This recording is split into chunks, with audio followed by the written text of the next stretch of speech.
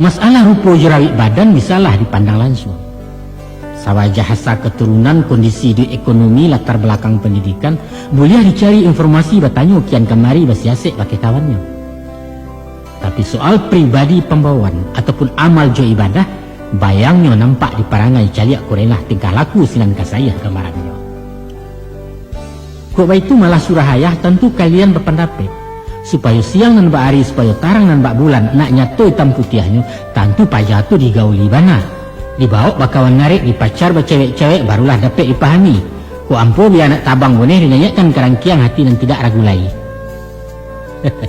Sabananya nak, soal pacar memacar ko bapumle istilah lamo baganda caro seisua dia tiketek kami orang tua sami yang haram tak ketuju malah cilaku tentangannya.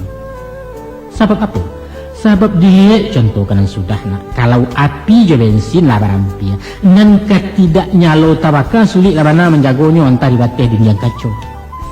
Tan sano lai duit manggajola buyuang rumahnya lo kampung tepanggang kalam nagari diasoknya janggut ayahang dilalahnya. Tapi semantang pun baik itu, karena dia anak muda kini batin maja indak pahari radar lamah hampir bakarek tak paham kia jukurena. Ko itu namanya to the point, tembak tupai bercokok Maria.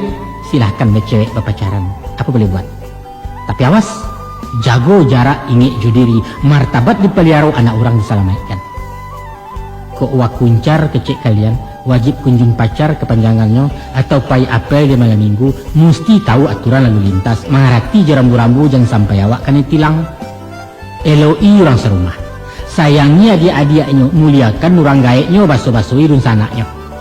Kecek orang kanalah, tandonya arok jetinaman, siang tarangi di rusuaknya, petaguah pagar berkulilang jalupo je pupuk kandang. Dikep mota bersantai-santai, bawalah duduk di barando. Mengecek agak-agak galak usah marahai-rahai pulang malamnya lari banah.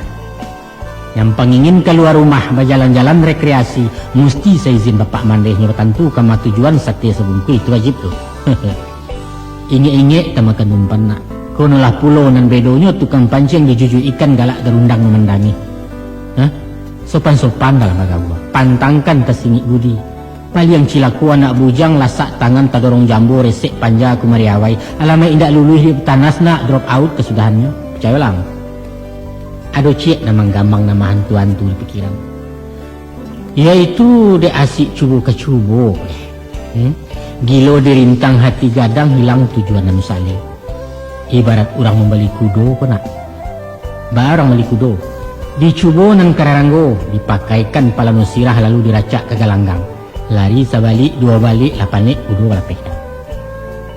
Dicakau tangguli angwi, dipasangi paragek bendi, cacek tibo salah bertimpo tinggal kudo genasibnya. Disembah pula membaca putih, dimuek baban di pungguang dialau malah jambuki. Indak hok pun indak meluncua saja bayaran. Kasudahannya, lah merasai kudo sekandang kuku caya pungguang melaleh bulu kusi iku ala regek. Ulah dek ciluah salah niat janji mukia jobali orang sumpah bagu membaidokkan. Usah terjadi itu anak, utanglah nyatu tepa buek tuna hukum karama lama nanti anak cucu wang pembayarannya. Na'udzubillah min dzalik.